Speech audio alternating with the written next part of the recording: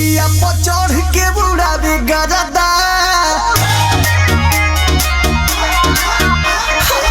जिया पर चढ़ के बुढ़ावे गरदा हमारा तो चाही चौहान मरदा रोजे रोजे खा के आवे पान गरदा हमारा तो चाही चौहान मरदा।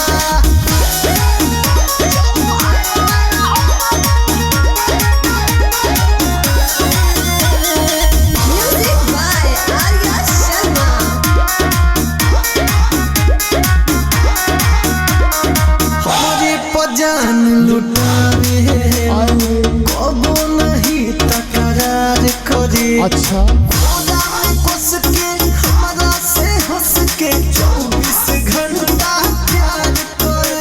भैया तुम्हारी बात हेलो भैया हार चलो भैया हार चलो। अरे माता मैंने खड़ी है कोई मतलब नहीं है यार मुझे पजान कालो बंद कर नहीं हर जी यहाँ से हर जी नहीं तकरार करे।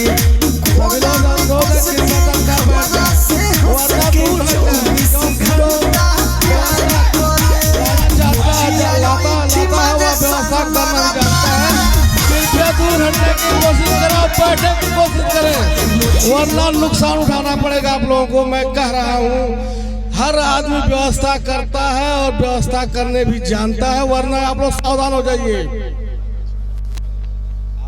यह हमारी वार्निंग है, आप लोग सावधान हो जाइए, बैठ जाइए अगर आप का मजा लेना तो, वरना चले जाइए घर। यहाँ कोई जरूर नहीं जिसको ऑर्केस्ट्रा देखने की, जिसको देखने की शौक है आराम से बैठ कर देखे। ये घर का ऑर्केस्ट्रा है, गांव के लोग हैं, स्वतंत्र बैठे और ऑर्केस्ट्रा का मजा ले।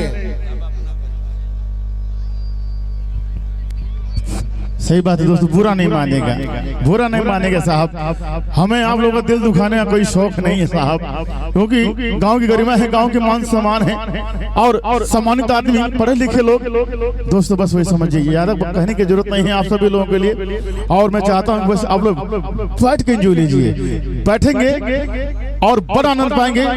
आप सभी लोग वादा ना पूरा विश्वास है दोस्तों, देखते ही देखते रह जाएंगे। और बहुत ऑर्केस्ट्रा देखे होंगे, लेकिन आज जो कलाकार आए हैं बड़े धुरंधर कलाकार हैं, सुपरस्टार कलाकार आए हैं। हमारे सत्य ऑर्केस्ट्रा के बनतरे हमारे गाजीपुर के 2 कलाकार हैं, एक हमारे मोनू मजाकिया, एक आर के रौनक, और हमारे मऊ जिले से 2 कलाकार हमारे राजकुमार जादूगर और सुपरस्टार कलाकार हमारे मुन्ना सावंत। चलिए गाना को प्ले करिए, बटन दबाएंगे और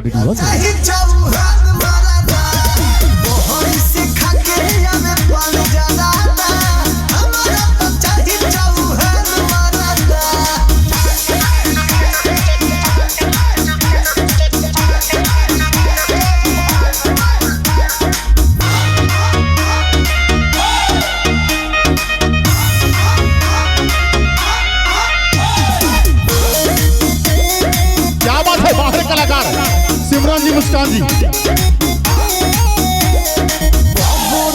खरा दिखावे हमारा से चढ़ली जवानी में आग लगा दे साला पानी में। न गोलियों की बौछार से न तलवार की धार से, अरे बंदा डरे तो सिर्फ और सिर्फ परवरदिगार से।